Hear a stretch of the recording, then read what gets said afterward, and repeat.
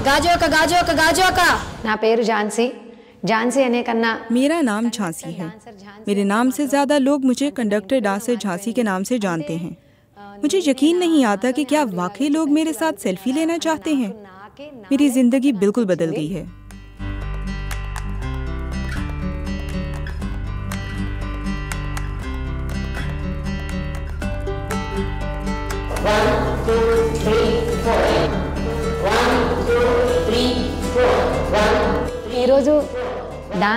मुझे अपने डांस की वजह से शोहरत नहीं मिली, बल्कि मुझे कंडक्टर डांसर झांसी के तौर पर जाना जाता है।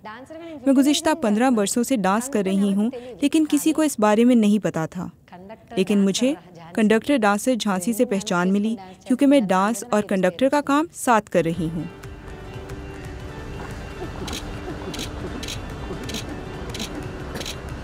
నేనైతే పోలీస్ అవ్వాలనుకున్నాను ఎందుకంటే మా నాన్నగారు కూడా పోలీస్ కాబట్టి मैं पुलिस अफसर बनना चाहती थी क्योंकि मेरे वालिद भी फोर्सेस में थे। वो एक कांस्टेबल थे और इसीलिए मुझे भी एक अफसर बनाना चाहते थे। लेकिन कुछ वजूहात की वजह से मुझे डांस करना पड़ा।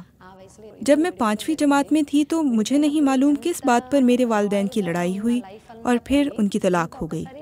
मेरी ज़िंदगी ठीक ठाक चलते चलते एकदम बदल गई। हमारी देखभाल के लिए मेरी वालदा ने सब्ज़ी बेचना शुरू की। हमारे वालिद हमें छोड़ गए, लेकिन हमारी वालदा ने हमारा बहुत ख्याल रखा। उनकी मदद करने के लिए मैंने डांस करना शुरू किया। అని చెప్పి నేను డాన్స్‌లోకి వెళ్ళడం జరిగింది।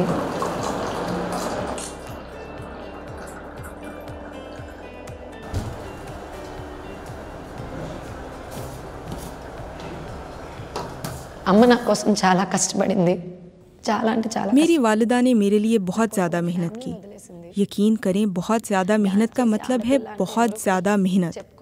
उन्होंने अपना ख़ानदान मेरे लिए छोड़ा। कोई भी एक डांसर के बारे में फ़ख्र से बात नहीं करता। मेरी वालिदा से पूछा जाता कि तुम्हें हमारे साथ रहना है या अपनी सड़कों पर डांस करती बेटी के साथ। तुम्हारी बेटी सड़कों पर डांस करती है। हम किसी को बताने के काबिल नहीं कि ये हमारी रिश्तेदार है। ये सब मेरी वालिदा बर्दाश्त करती रही।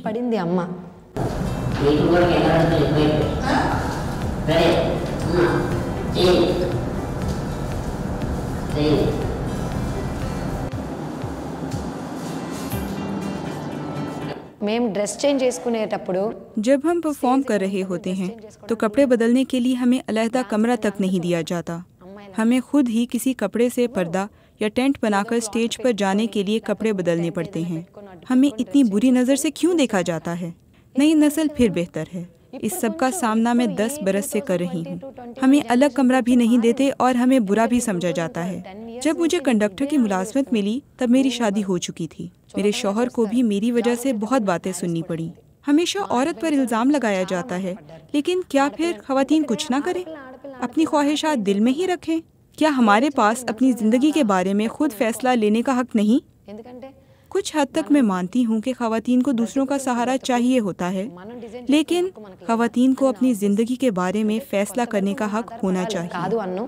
కాకపోతే వాళ్ళకి కొంచెం స్వతంత్రం ఇవ్వాలని కొంచెం బాధ అంతే।